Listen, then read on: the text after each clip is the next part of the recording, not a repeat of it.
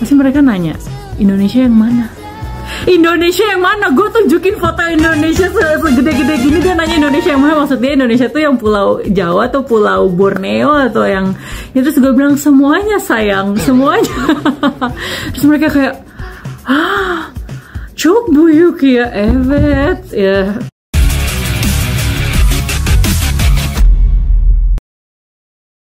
Assalamualaikum warahmatullahi wabarakatuh. Hello everyone, welcome back again with me Rizal Firdaus. Jadi pada video ini akan mereaction sebuah video dari YouTube channel bernama Diary Ayu Jasmine tentang videonya yang berjudul 7 hal yang orang Turki salah kira tentang Indonesia. Seperti apa videonya? Mari kita tonton bersama-sama.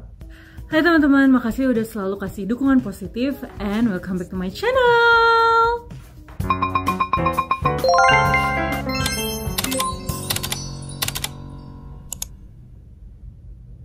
Jadi hari ini aku mau membahas hal yang dari kemarin kepikiran mulu. Aduh, sebelum tidur kepikir, bangun tidur kepikir. Kayaknya aku sharing aja kali ya.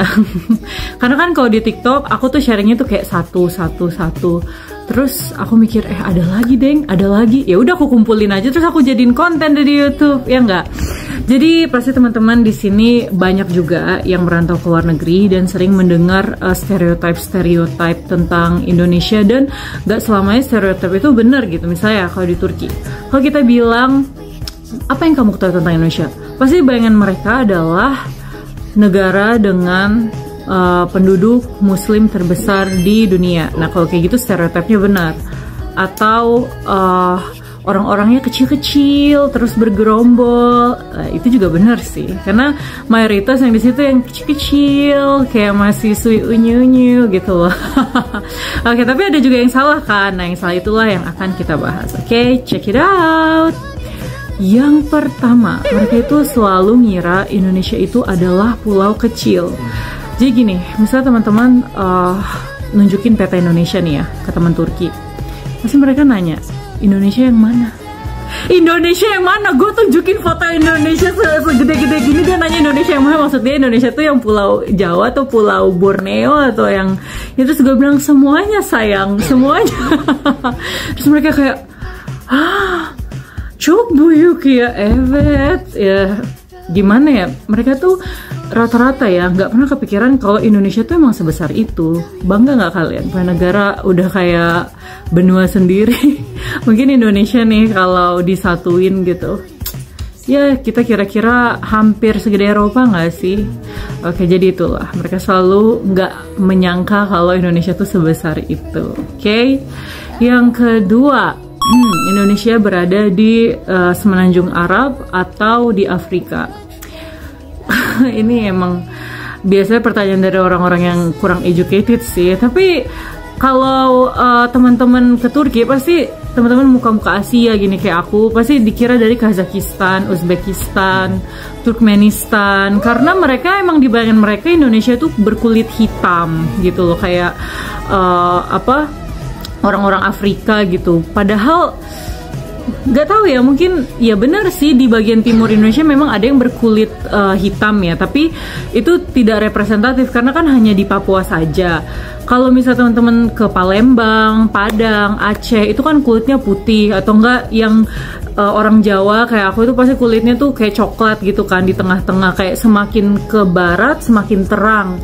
Itu mereka nggak tahu, makanya mereka selalu ngira Uzbek mesin, Chin mesin. Mereka nggak mikir kayak Indonesia lo mesin, karena ya gitu dikiranya ya either di Arab atau di benua Afrika. Ade aja, ini siapa nih yang mulai? Oke, next. Jadi orang Indonesia itu hanya 2 tipe. Kalau dia hijab, dia Islam. Kalau dia non hijab seperti aku, dikiranya Hindu.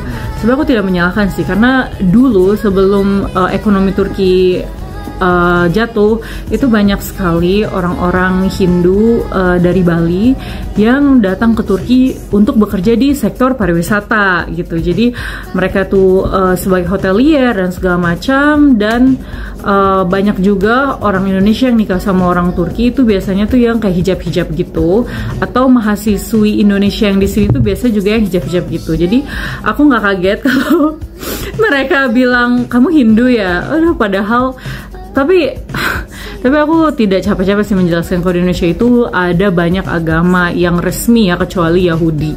Oke, kita mengakui adanya Kristen, ada Katolik, bahkan sekarang kepercayaan lokal pun juga udah diakui ya. Nah itu biasanya mereka selalu kayak, wow, deal me orang, aku nggak tahu ya. Iyalah, emang dipikir di dunia ini cuma ada orang Islam dan Hindu saja. Oke, selanjutnya teknologi kita masih ketinggalan.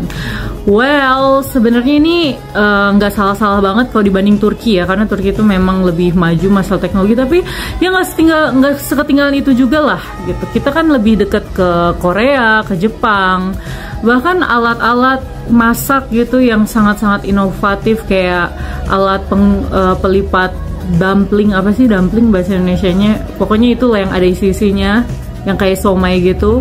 Itu di Indonesia ada, di Turki emang ada. Terus rice cooker di Indonesia ada, emang di Turki ada. Jadi kurang lebih harusnya sama sih. Paling kayak misalnya mesin cuci piring di Indonesia kan gak umum ya, tapi kalau di Turki tuh orang-orang nyuci pakai mesin cuci piring gitu. Kalau kita kan begah ya nungguin piring banyak setumpuk terus baru cuci gitu. Aku di sini tim yang abis makan kumpulin semua cuci, jauh-jauh dah tuh kotoran-kotoran gitu kan, karena ngambat rezeki cenah. Oke.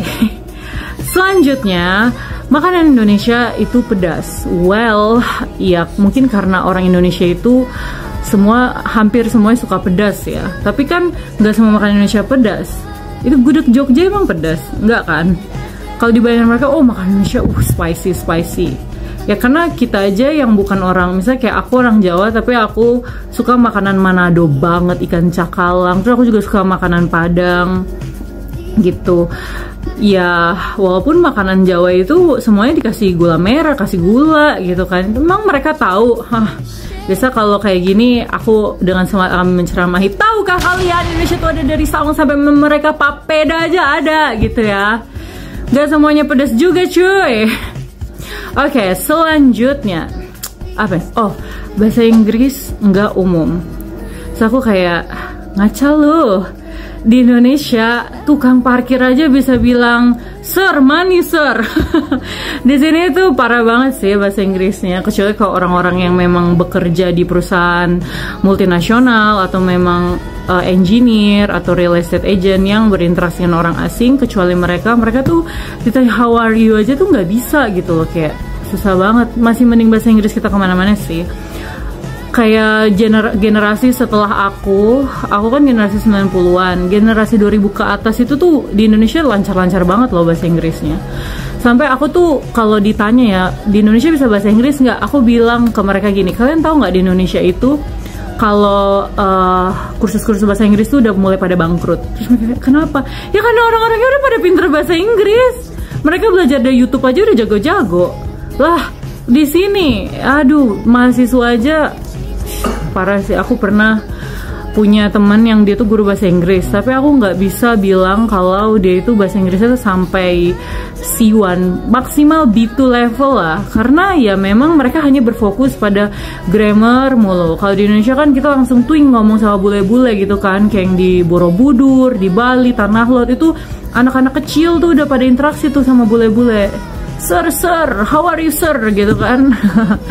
Tapi nggak salah juga sih, karena orang Turki itu lebih judgmental sama kesalahan grammar daripada orang-orang kita. Kalau teman-teman tuh ngerasa kayak aku tuh malu ngomong bahasa Inggris, takut dikoreksi, aduh di situ lebih parah lagi guys. Orang-orang mereka ke bangsa mereka sendiri. Tapi kalau kita sebagai orang asing ya mereka nggak tahu kita ngomong bener apa salah gitu. Bahkan mereka nggak berani ngoreksi. Oke, yang terakhir ini lucu banget sih. Setiap hari kita pakai kebaya. Well, kalau di Bali ini benar sih, hampir setiap hari mereka pakai kebaya. Ini tuh stereotip yang salah ya, walaupun aku harap I wish kita setiap hari pakai kebaya. Guys, kebaya tuh emang cantik banget sih. Bener-bener bikin aura cewek tuh tumpah-tumpah gitu. Tapi nggak setiap hari juga kan gitu, karena mungkin mereka kalau ngeliat video-video kayak Wonderful Indonesia atau artis-artis Indonesia yang sering FVP kayak Dara Saraswati gitu kan, itu tuh pasti mereka sedang berkebaya. Bahkan misalnya kayak aku tuh suka dulu kan posting-posting pakai kebaya, mereka tuh mikir semua orang Indonesia tuh pakai kebaya. Ya ini satu-satunya stereotip salah yang aku harapkan beneran terjadi di kehidupan sehari-hari. Ayo dong normalisasikan pakai kebaya lagi. Kita kan juga pengen cantik, Bapak, Ibu.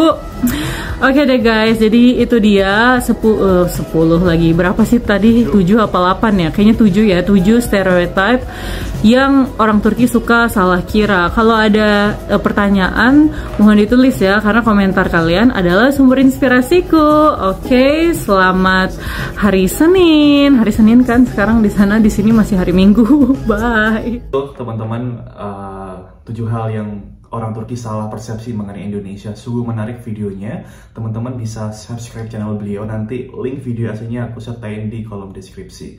So thank you teman-teman. Makasih nonton video dan coba untuk aktifkan notifikasi biar dapat notifikasi video selanjutnya. Assalamualaikum warahmatullahi wabarakatuh.